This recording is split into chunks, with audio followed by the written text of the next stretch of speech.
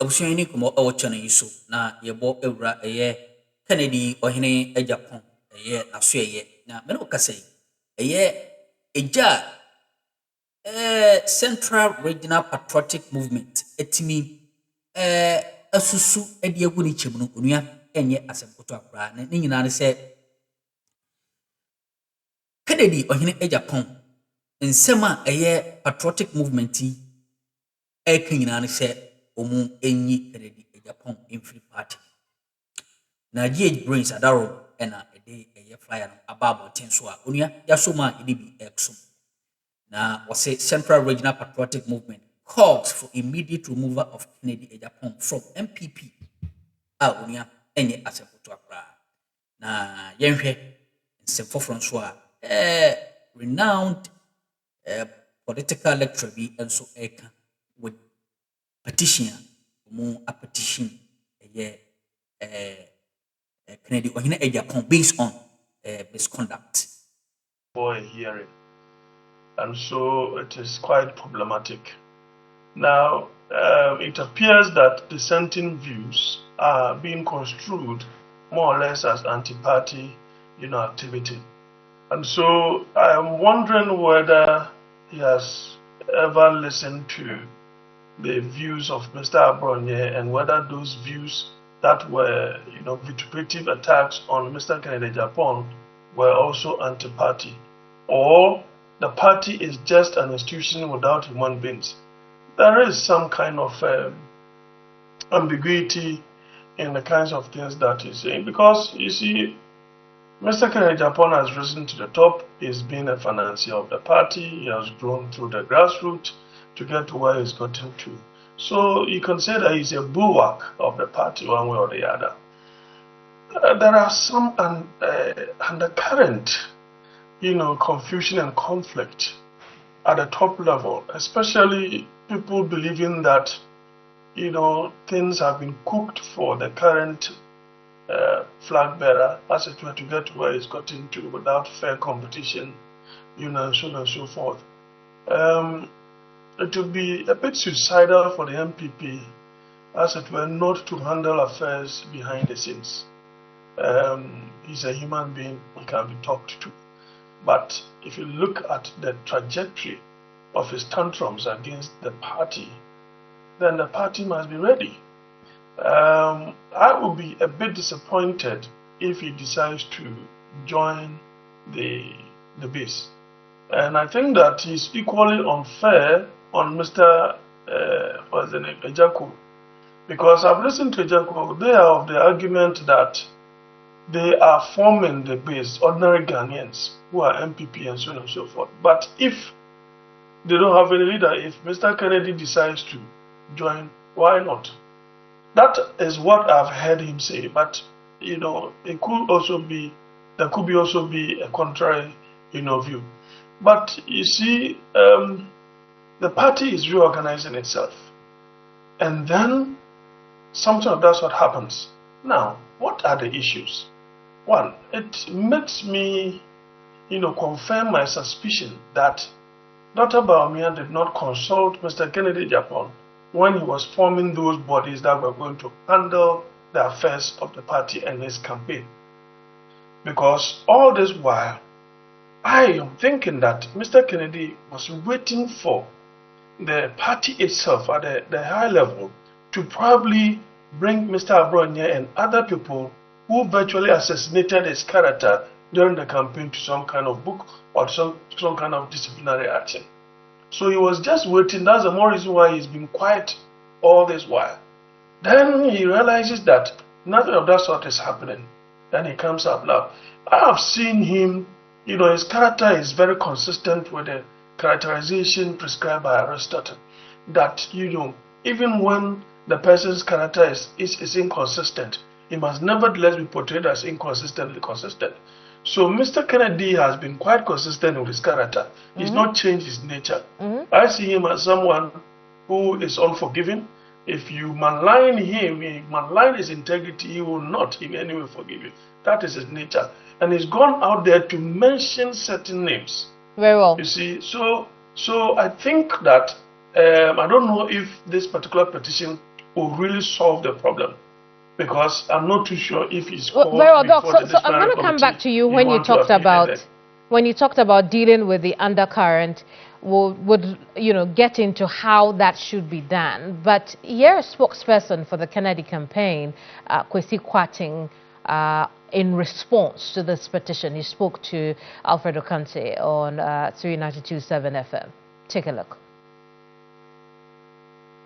I want to judge his comments holistically from the time the primaries was on and how disrespectful he was to Kennedy Agyapong and those of us in the Ken's camp. I would want to waive any invitation to respond to any comments that had come to him.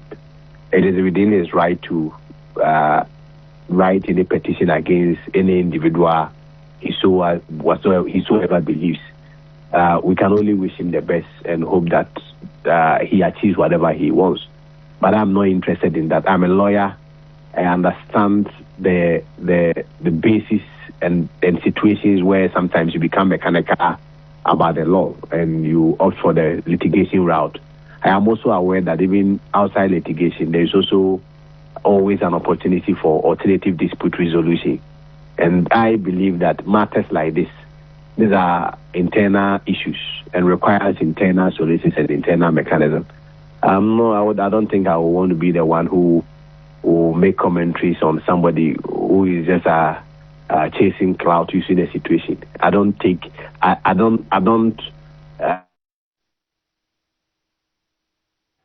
Kwesi Kwarteng there. Doc, now when we talked about those undercurrents and dealing with them properly, what would that look like in a case like this? Well, you have elders within the party. You have council of elders. There are other important personalities behind the scenes. You see, if Dr. Bawumia feels that it is beyond him, I think these are the people that they must resort to, as it were. There is no way Mr. Kennedy Agyapong will want to love another party other than the NPP, as it were, that gave him leverage over the period. So it is not broken yet. But you see, they should learn to accept the fact that there is that kind of Ghanaianness in him. And that if he feels so strongly about something that is being done and that is untoward, he cannot keep quiet. So you just have to learn, as it were, to adapt to the situation and to the kinds of politics and the way he does his politics. Because if something is untruthful, I'm sure per what we've seen him do in the public, terrain, he's definitely going to come out and say something of that sort. I don't think when people say he's bitter about, having lost, it's not as if he's hungry. Very well. It's not as if he's lost everything, of his investment and other things. I don't think that is the case. Very well, Doc. I think that they should call other important personalities within and without the party to have a tete-a-tete. Other than that, Dr. Bawumia will be the bigger loser. I see. Very well, Doc. We'll leave it here. Thank you so much for your time. Dr. Jonathan Asante-Okyere is a political analyst and executive director of the African Institute of Strategic Studies. Ahead tonight, we'll talk about those 5 Central University students who were arrested for engaging in marijuana trade on campus. Right now, however, news just coming in. The flight carrying Ghanaian pilgrims returning from Hajj 2026 was diverted to Abidjan in La Côte d'Ivoire due to adverse weather conditions in Accra. The flight, which was the second scheduled to arrive in Accra, landed safely in Abidjan, where it refueled and is awaiting clearance to continue its journey to the Accra International Airport. So let's have a quick chat on the back of this. I'm joined by Alhaji Amin Lamte Mohammed, who is the Director of Communications for the Pilgrims Affairs Office of Ghana. What a traumatic experience it must have been for the pilgrims. How are they doing?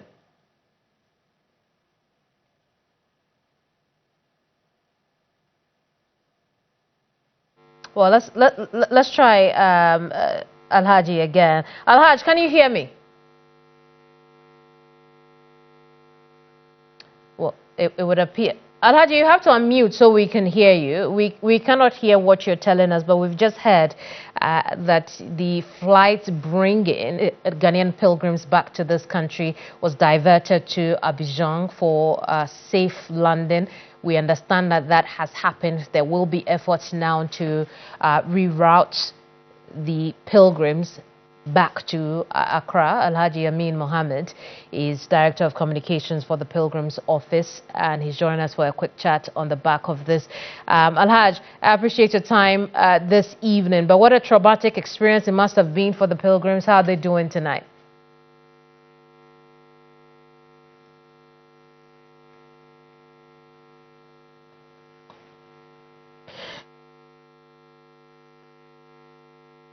Conversation with Alhaj at this time, but what you should know is that we understand that that flight landed safely in Abidjan, and so right now when we do get Alhaj over the telephone, we will bring back that conversation. In the meantime, Narcotics Control Commission campus operation lands 5 university students in trouble with the law. Let's get into that.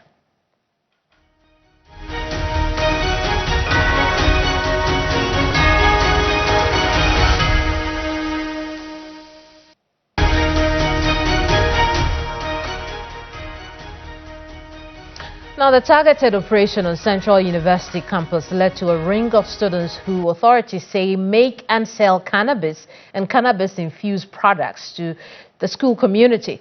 The student network allegedly sold products ranging from rolled marijuana and cannabis-laced edibles like ice cream, toffees, and a local variation of deviled eggs, popularly called koshiani muko.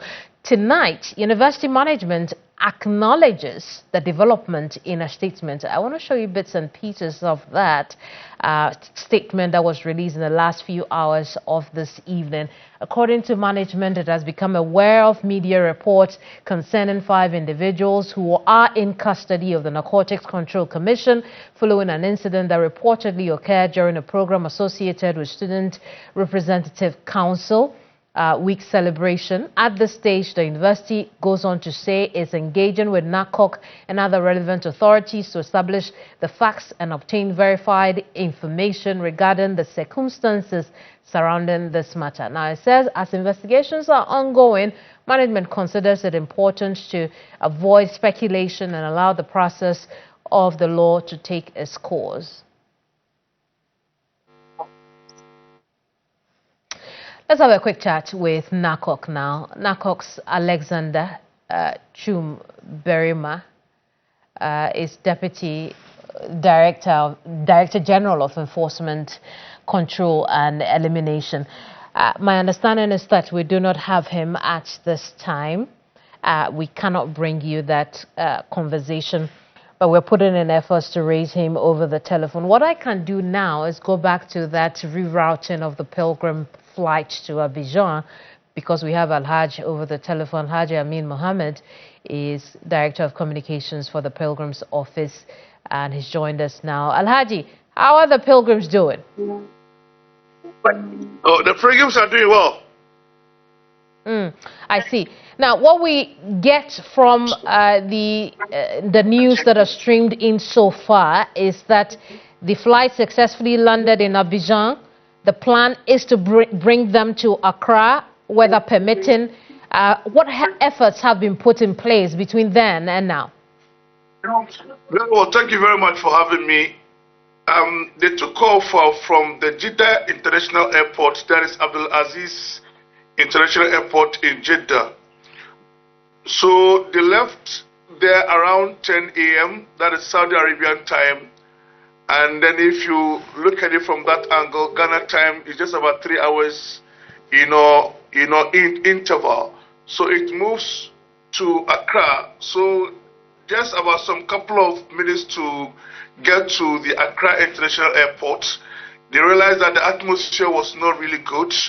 The rain was very, very serious. So they diverted to Abidjan. So they went and they landed in Abidjan. So the flight went through some 1 or 2 things, and then they also went through refueling of the flight It took just about 2.5 hours before they moved back to Accra. As we are speaking now, they've arrived about, I think, 1.5 hours ago, and the pilgrims are currently at the Hajj village at airport. So everything is good, everything is fine, and we thank Allah for saving us. I see. Alhaji, we'll leave it here. I appreciate your time with us tonight. Alhaji Amin Lamte Mohammed is the Director of Communications for the Pilgrims Office. He tells us that the pilgrims are doing well and they will land in Accra sometime soon. I'm out of time on that subject. What I hope we'll do when we come back from the break is to talk about those 5 students from the Central University campus in that targeted narcotics operations. We hope to raise back the NACOC Deputy Director General over the telephone and have that conversation. But still ahead, remember how I told you that it's been 15 sittings of the absence of the Asante Achim North NP, Ohene Kwame Frimpong. What are the implications? More of that when we return. Don't go away.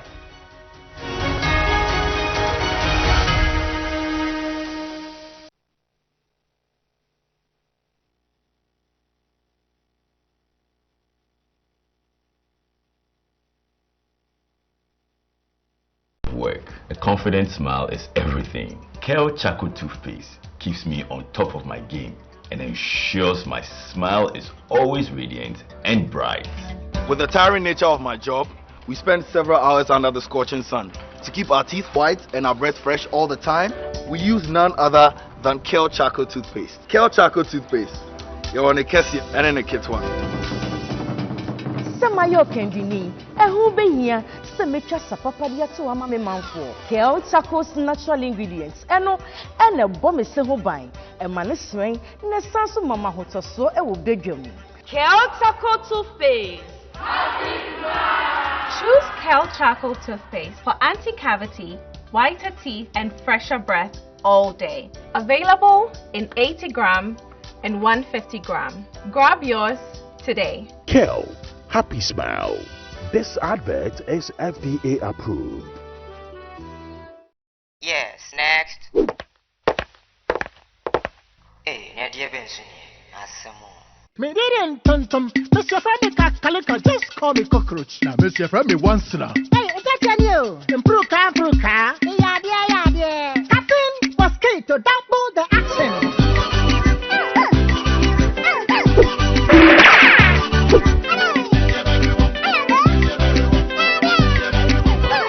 Me didn't Sasso spray. Mr. Friend, Sasso quell. Yeah, go to my Sasso.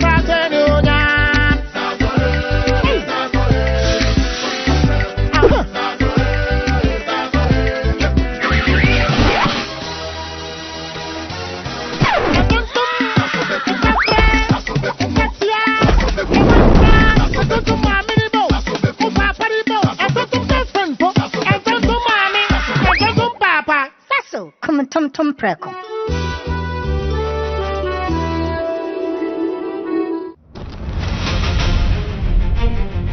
We ain't some more to Moscow channel, so no, so that's an so what in the